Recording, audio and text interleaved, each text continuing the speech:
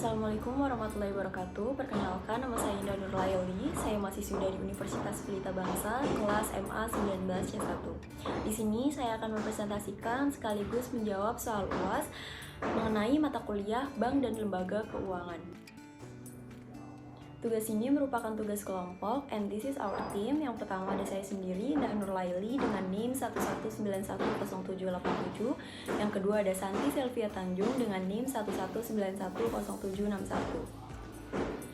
Jawaban dari soal nomor 1, inti yang bisa kami dapat dari mata kuliah ini adalah kami menjadi lebih mengerti fungsi dan peranan dari bank dan lembaga keuangan. Seperti halnya badan usaha lainnya, bank juga memiliki fungsi yang cukup signifikan. Sementara untuk lembaga keuangan sendiri, saya menjadi lebih tahu apa itu lembaga keuangan. Lembaga keuangan ini berfungsi menyediakan jasa sebagai perantara antara pemilik modal dan pasar uang yang bertanggung jawab dalam penyaluran dana dari investor. Dengan mengikuti mata kuliah ini, saya menjadi tahu peranan lembaga keuangan. Lembaga keuangan memiliki beberapa peranan. Peran yang pertama adalah pengalihan aset. Lembaga keuangan mempunyai aset dalam bentuk janji-janji untuk membayar. Dapat diartikan pula sebagai pinjaman kepada pihak lain dengan jangka waktu yang diatur sesuai dengan kebutuhan peminjam. Peran kedua yaitu likuiditas. Likuiditas berkaitan dengan kemampuan untuk memperoleh uang tunai pada saat dibutuhkan. Jawaban soal nomor 2. Salah satu alasan mengapa kepercayaan masyarakat menurun pada asuransi adalah karena pencairan dana yang sulit. Contoh kasusnya adalah kasus Wanda Hamidah.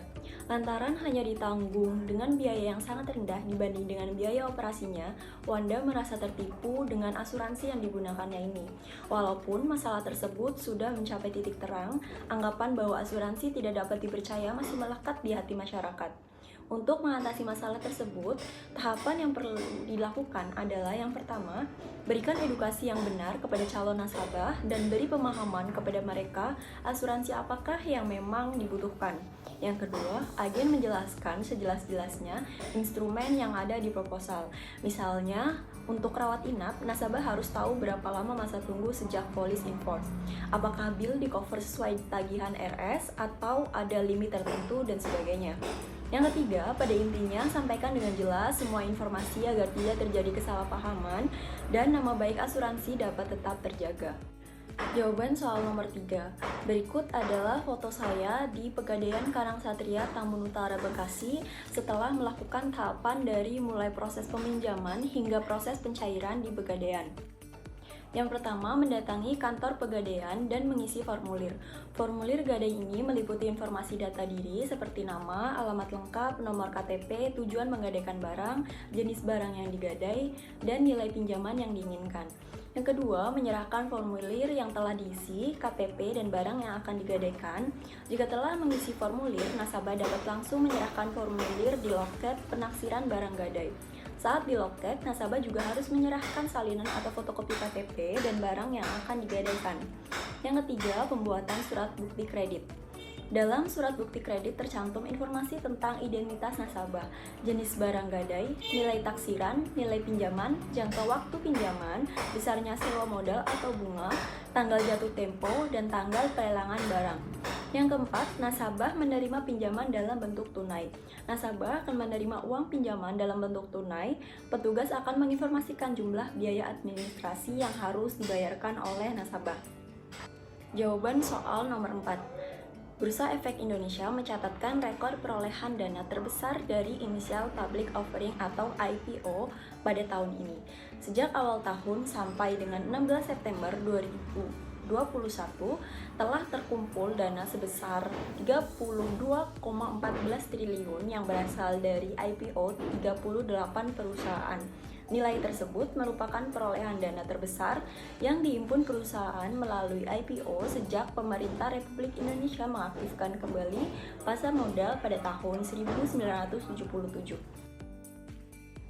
Jawaban soal nomor 5. Industri keuangan syariah di Indonesia memiliki potensi untuk terus bertumbuh dan memiliki kemanfaatan yang besar bagi perekonomian. Industri keuangan non-bank atau IKNB yang berbasis syariah pun menjadi salah satu pilar kekuatan di industri keuangan syariah, yang perkembangannya diharapkan bisa ikut menumbuh kembangkan perekonomian syariah di Indonesia.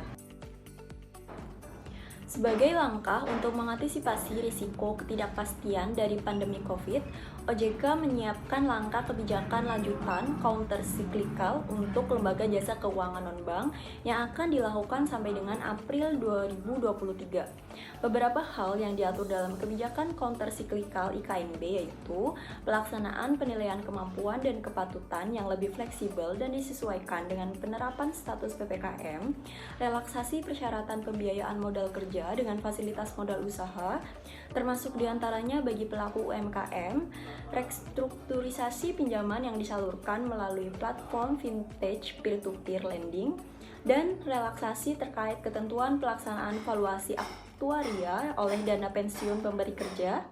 Hal ini disampaikan oleh Kepala Eksekutif Pengawas IKNB OJK Rizwinandi pada Seminar Indonesia Financial Sector Outlook 2022.